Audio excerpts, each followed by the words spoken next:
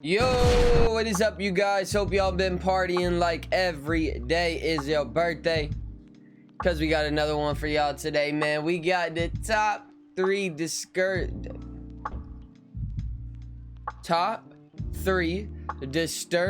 true scary stories. Now y'all already know I don't motherfluffing mess with scary stuff. If y'all didn't see the video we saw earlier today, it was pretty scary. There were some parts that were pretty scary. So we're gonna see if this video can top that. See if maybe we'll get a quick little scare. Maybe lose some hair.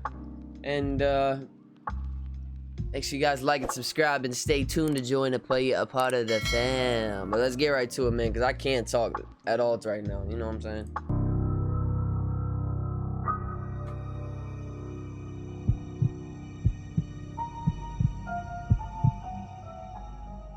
I live in a small, peaceful town. I don't live in a place where you have to worry about walking alone at night. I share a one-story house with my sister. I don't give a fluff what town you live in. You should be wary walking at night. I'm just gonna let you know, bro. I don't care if I'm living in a motherfluffing neighborhood with billionaires. I'm gonna be careful walking alone at night. What the? But she's hardly ever home. She has another place in Florida that she spends most of her time. There's about 100 to 200 feet between each house on my block, and then there's some woods across the street. I have a daily routine. I get home from work, make dinner, shower, relax a little, then go for a run, come back and have a light snack, then go to bed. It was a work night like any other. Oh, look at the view, I was going man. for my nightly run, and when I came back to my house, there was a random white van parked across the street. I took notice of it because hardly ever would random cars park on any of these streets. Our little neighborhood has very little through traffic. White vans are instantly sketch, bro. And I could tell there was someone sitting inside of it, though I couldn't see anything regarding what they were doing. I don't know if the glass was tinted or if it was just because it was dark out. Later that night, I was hearing some weird sounds coming from outside. It was like a scraping sound.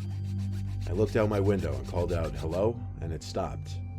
I had no idea what it could be, but my first guess was the neighbor doing something in his yard. I went back to whatever I was doing, and that was the night. The following day was a Friday, the last day in my work week. What the fluff? After work, I did proceed with my regular schedule. I went on my nightly run a little earlier tonight since it was Friday and I had plans with some friends. I got back from my run, imagining the van to be there again, but it wasn't this time. Bro, I went out with my friends what was to a this comedy club, scraping? and I didn't get back until late. I let myself into the house and locked the door. It was a long night and I was feeling tired, so I hurried up with the getting ready for bed process. After turning off the bedside light in my room and laying down, that's when things were finally silent enough for me to pick up on some weird thumping and rustling sounds. I felt like they were coming from inside of the walls. Oh, it's only a two-bedroom house, no. It's not big. I put my ear up to one of the walls, and indeed heard something going on in there. I knocked on the wall and the noises stopped. This was a cause for concern, as I assumed it was a rodent or a wild raccoon.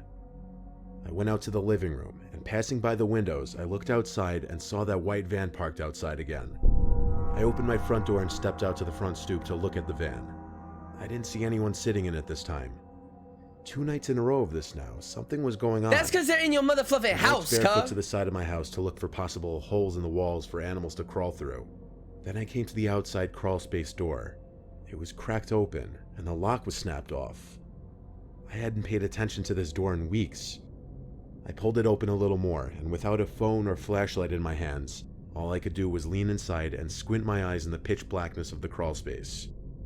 I heard the faintest little sounds of pebbles scraping against the concrete floor. At first, my naive mind was thinking it was an animal, till the sounds turned more aggressive and more closely resembled human footsteps marching to the crawlspace door. And then, just barely, I could see a person crouch walking towards me. I slammed the door and twisted the knob. I'm saying but I'm without a locking lock, that it wouldn't do anything. I ran back inside my house and called the police. While on the phone, I instantly attributed the crawlspace door to the scraping sounds I heard the night before. The next time I went to the window while on the phone, the van in the street was gone. Police came and I showed them the crawlspace. We had to use flashlights as the crawlspace doesn't have any lights installed. I am not messing with that, bro. Something disturbing. In the left corner, there were cut marks in the roof of the crawlspace, as if the intruder was trying to saw his way into the house. The only info I could give them was the white van parked in front of the house. We don't have cameras, nor did I see what he or she even looked like. Bro, that They boy never was came probably back, a though. motherfucking serial Imagine killer. because I caught on to what was probably supposed to be a silent operation.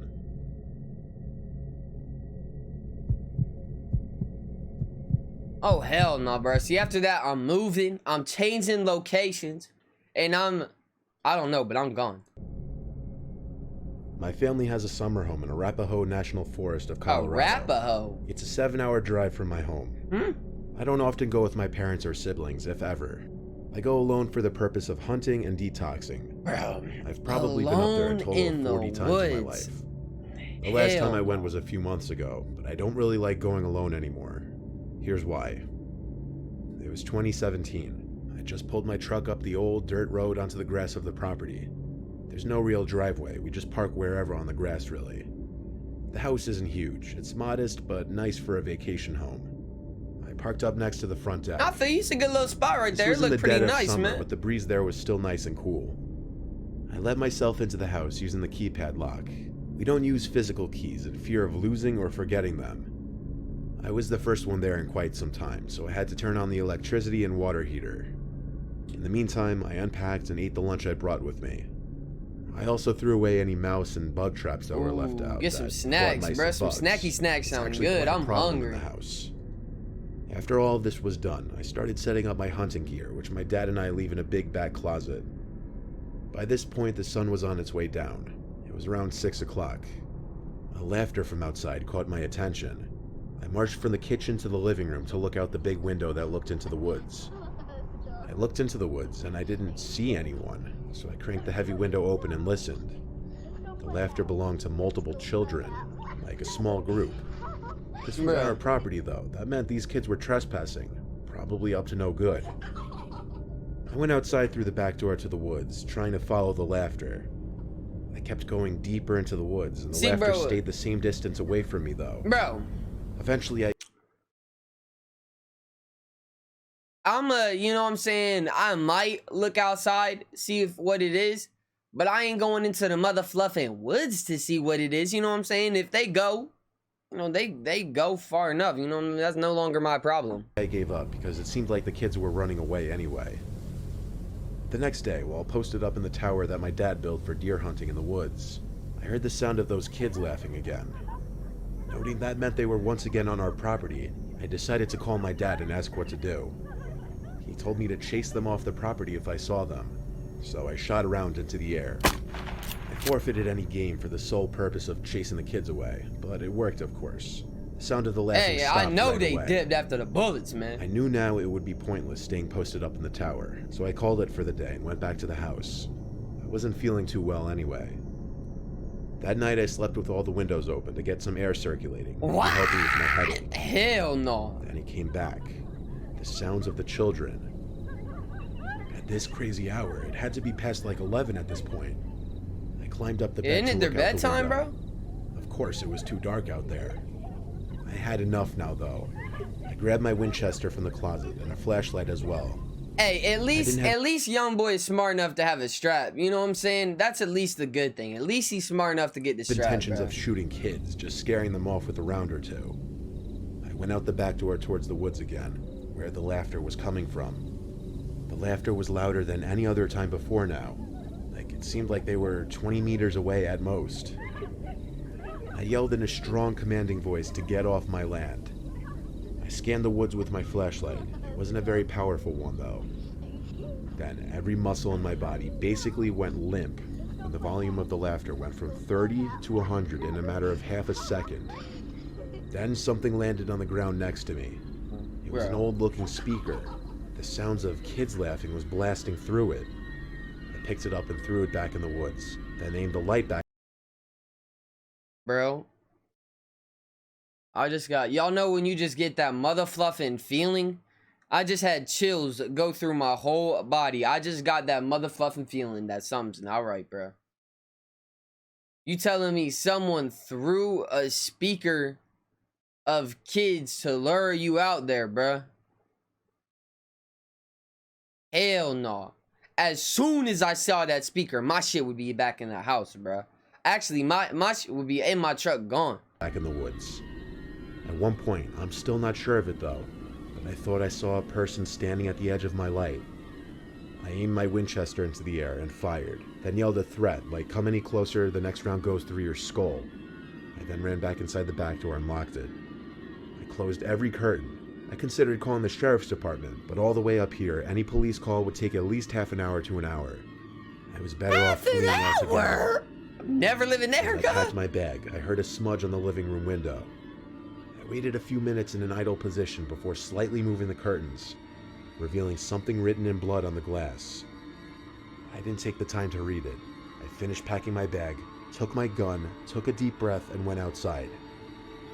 I locked the door with the code as quickly as possible, then ran for the car as if my life depended on it. Okay, I turned the car on and put it in drive before it had time to finish with those startup beeps. I spoke with my dad on the way home. He told me I was right to leave. Anything in the house wasn't worth my life. I stayed at a nearby motel that night. Motel? I'm going to my daddy, bro. We both posting up with this strap. Whatever was written on that window in blood was wiped completely off. The house wasn't broken into, and we couldn't find the speaker type thing that was thrown at me. We stayed a couple nights, then went home. I don't know who was out there or why they were targeting me. I really hope that blood was animal blood, though.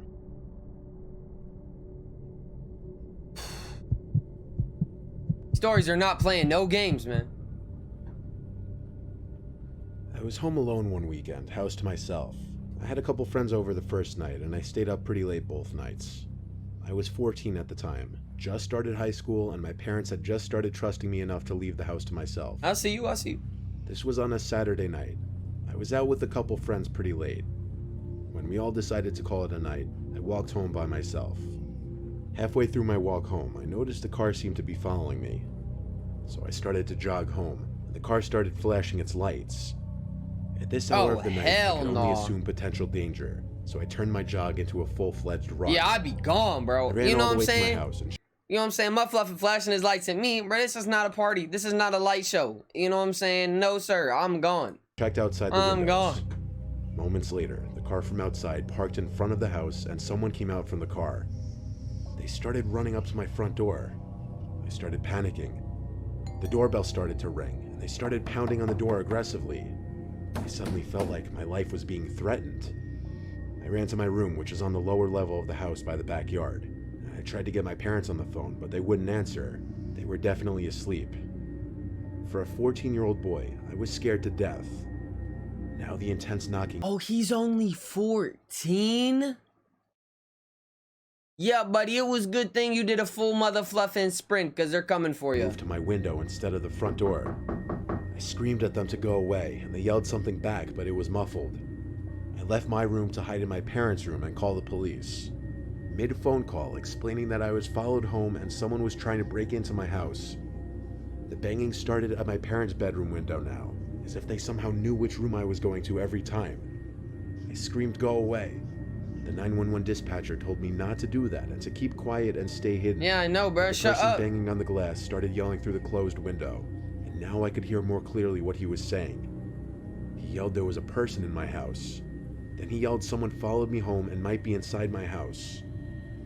Ignoring the 911 dispatcher.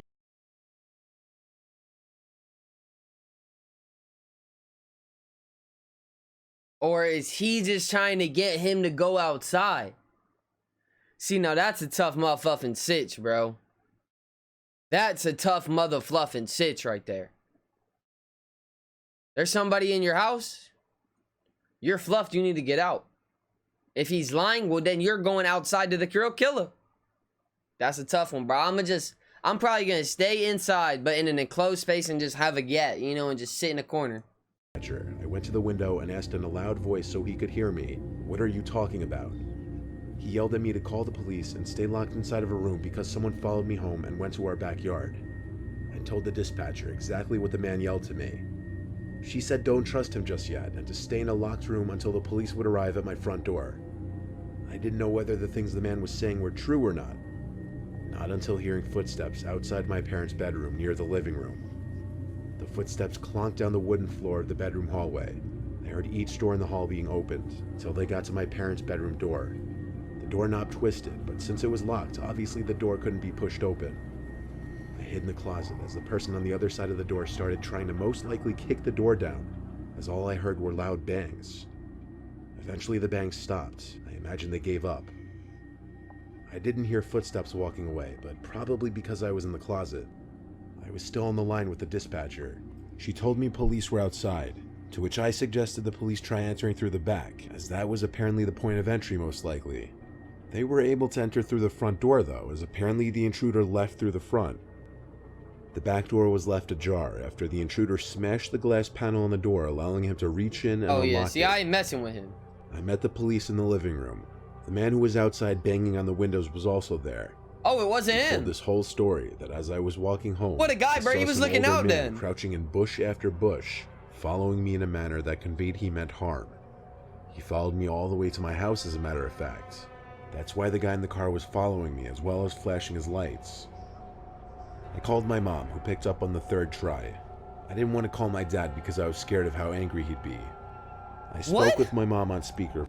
I hope not at you. Bro, imagine being followed home and then telling your daddy, and then your daddy's like, what the fuck did you do, son? And just starts beating you like, damn, dad, I almost died. Phone with the police listening That'd be and tough, contributing bro. That would be reassuring tough. words to my mom. The police dropped me off at a friend's house that night to sleep there. My parents started driving home that night and got home early the next morning. A police officer parked outside our house for a few hours before driving off. Nothing was stolen at all to our knowledge. And if the intruder didn't break in to rob us, that means he really was just after me. And he came after me in my own house. Hey man, I hope you guys did enjoy that video, because that was definitely some creepy stuff. Hey, I hope you guys did enjoy that. Tomorrow, I don't really know what exactly we're going to be reacting to, so make sure you guys send me some stuff, and I guess we'll really have to see. I know we do have the requests coming in Monday for the anime and the community tab, so if you guys do want your videos checked out, make sure you send me them through there. And I do hope you guys have a fantastic day today. Make sure y'all keep working hard, and I hope you guys enjoyed all the videos, because we did have a couple again today. And oh, I know you tired, man. I'm tired too, but the grind does not stop, so you gotta keep going. Hey, I love you guys. Y'all be easy and deuces.